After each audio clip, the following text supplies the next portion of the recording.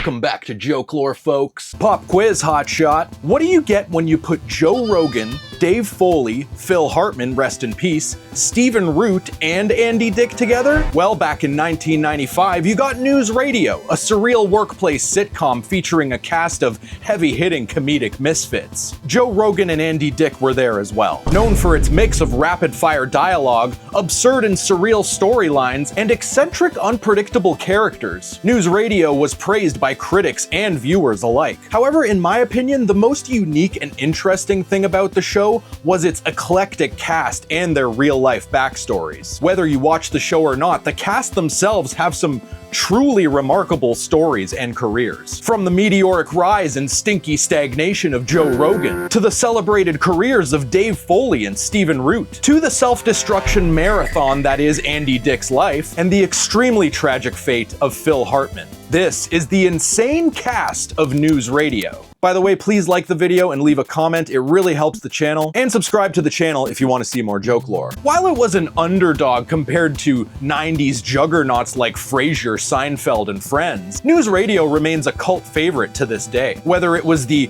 off-the-wall banter, bizarre storylines, or unpredictable characters, the show attracted a loyal fan base with its specific flavor of sketch comedy-inspired sitcom. As with other great shows, NewsRadio had a great cast. First, you've got sketch comedy OG Dave Foley of Kids in the Hall fame, playing fresh-faced and straight-laced news director Dave Nelson. Then you've got Saturday Night Live and Simpsons veteran Phil Hartman, who flawlessly played the cynical, sleazy, and self-centered news co-anchor Bill McNeil. Playing the role of the eccentric and absurd station owner Jimmy James was industry veteran Stephen Root, best known for his roles as Milton Wadhams in Office Space and Bill Dauterive in King of the Hill. Up next, we have none other than world-famous podcaster and incessant stand-up comedian Joe Rogan, who played the dubiously resourceful resident station handyman and electrician Jokelore. Last and probably least, we have cautionary tale and comedy fail cow Andy Dick, playing the role of rookie journalist Matthew Brock, whose clumsiness and naivete often made him the butt of many a slapstick gag. And I think it's pretty safe to say that out of all of these guys, the one who went on to become the most famous is Joe Rogan. While being an up-and-coming stand-up comedian and UFC interviewer slash commentator, Joe was mostly known for his role as Jokelore on NewsRadio. The character was a simple, no-nonsense handyman, often playing the foil to the other characters, but still having some opportunities to shine. Like when he would go on tangents about conspiracy theories or come up with weird little DIY gadgets to solve very specific problems. Joe would continue to play this character for the entirety of the show's 5 seasons. And it wasn't until about a decade later in 2009 when he got the idea of podcasting from Tom Green and decided to run with it, ultimately having one of the most successful podcasts of all time. But if you're a follower of comedy drama like myself, that's my Real Housewives and you can't take that away from me, you'd know that Joe Rogan started facing a lot more scrutiny in 2020 when he signed an exclusive deal with Spotify worth almost $250 million.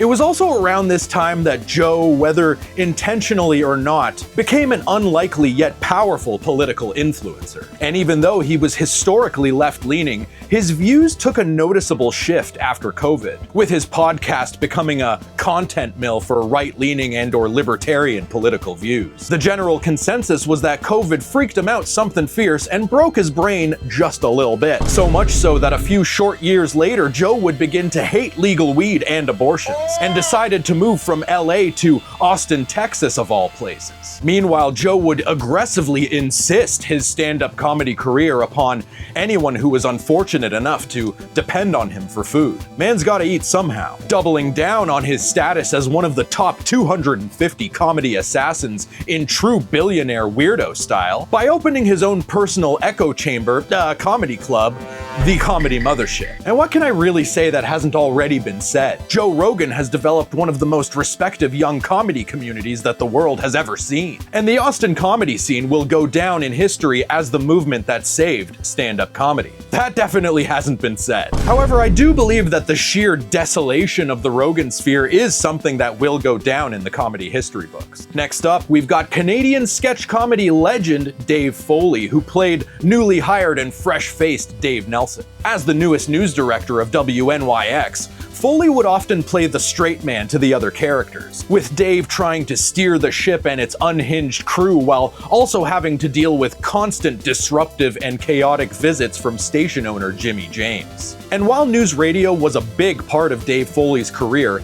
he was best known for his work on the iconic Canadian sketch comedy show, The Kids in the Hall. And if you're not familiar with Kids in the Hall, you should be. They are an absolute institution. And this is where Dave mastered his comedy chops, creating bizarre and absurd worlds and characters with his troupe mates Bruce McCulloch, Kevin McDonald, Mark McKinney, and Scott Thompson. And Kids in the Hall paved the way for a lot of the modern absurdist projects we see today, like I Think You Should Leave. After NewsRadio, Foley went on to have a prolific and successful career in TV, film, and voice acting. He provided the voice for Flick, the main protagonist in A Bug's Life, as well as all 4 Baldwin brothers in South Park Bigger, Longer, and Uncut. More recently, he's appeared in shows like How I Met Your Mother, Fargo, Young Sheldon for some reason, and Canadian TV gems like Murdoch Mysteries and Hockey Fanatics. And I saw him at a house party once. He looked good. But one guy that doesn't look good is Andy Dick. And I don't mean that to disparage his physical appearance. No, I mean the guy is just a walking bad look. He has literally burned every bridge with his drug addiction and bad behavior both on and off set, and has estranged himself from pretty much any friend, relative, or colleague he's ever had. But before that, he was Matthew Brock, the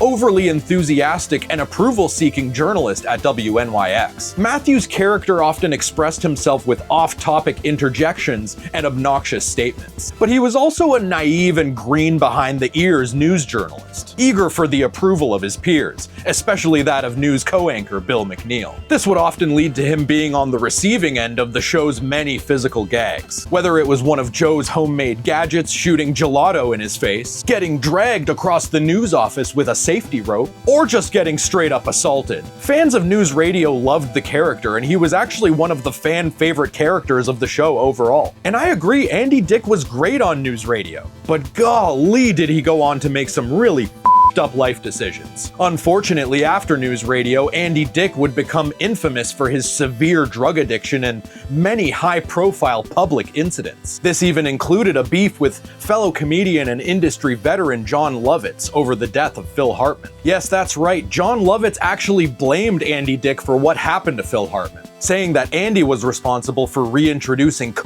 to his wife Brynn. Andy would also face several high-profile allegations. In fact, he's made unwanted advances on a range of celebrities publicly, not to mention several regular people too, like an Uber driver, a 17-year-old girl, and many others. Jesus Christ. And he also managed to get the entire cast of NewsRadio banned from the Screen Actors Guild Awards by getting faced and asking Helen Hunt to autograph his penis. Andy was also homeless for a time in 2022 and somehow wound up living in an RV with a group of YouTubers. The RV was called Captain Content's RV.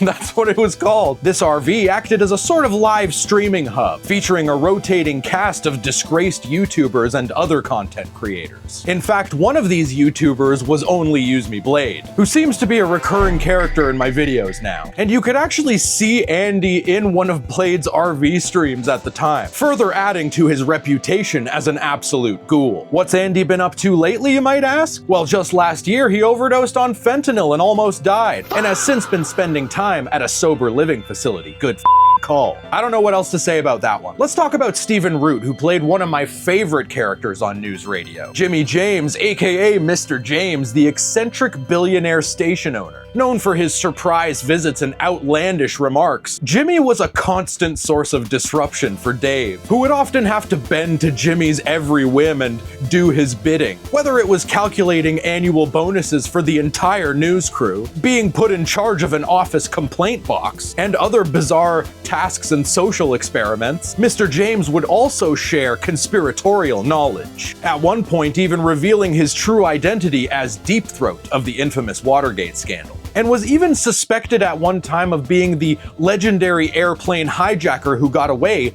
D.B. Cooper. Another part of Jimmy's lore were frequent squabbles with other American tycoons and even a brief run for president. Such a great character. And Stephen Root would go on to have a highly prolific career in TV, voice acting, and film.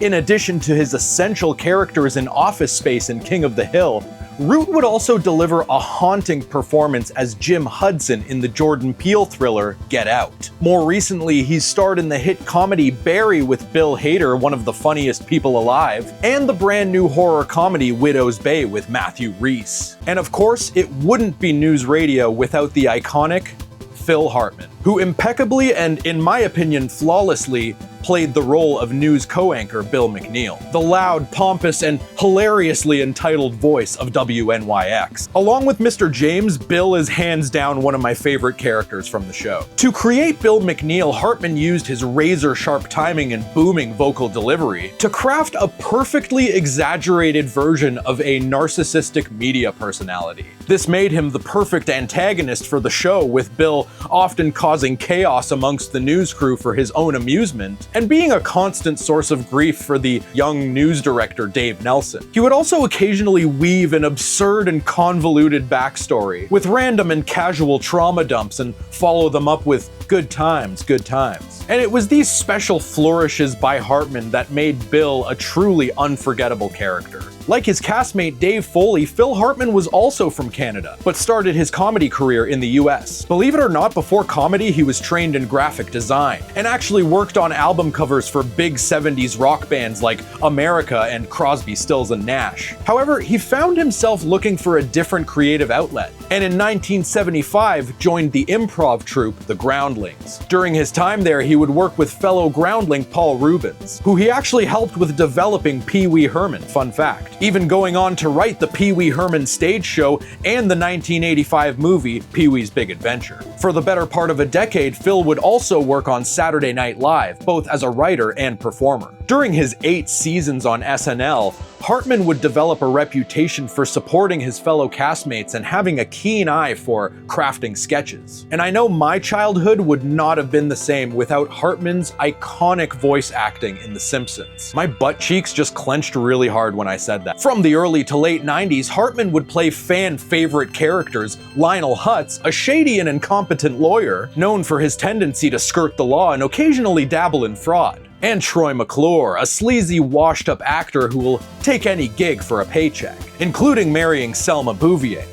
And with that, Phil Hartman had a place in the hearts and minds of literally everyone I grew up with. But I'm extremely sad to say that as quickly as he became a household name, he was taken from us. In 1998, Phil Hartman was fatally shot by his wife Bryn while sleeping. Some hours later, Bryn then turned the weapon on herself. The result of an apparent mental breakdown, Bryn was known to have substance and mental health issues. It was an extremely tragic end to 2 lives, and one being the life of a man who had accomplished so much, and who had contributed so much to the world of comedy. And it pains me to think of the contributions he would have made had he not met his untimely demise. Rest in peace, Phil. We love you. For the 5th and final season of NewsRadio, Hartman would be replaced by his close friend and colleague John Lovitz, who actually helped Phil get on SNL. And I can only imagine this would have been at least a somewhat weird experience for John. And that, my friends, is the cast of NewsRadio. Pretty interesting, right? Like I said before, whether you're a fan of the show or not, I think the unique cast and their combination of stories are super interesting in and of themselves. And you've reached the end of the video. I want to thank you all for watching and give a tremendous shout out to my subscribers. I really appreciate the support, the feedback,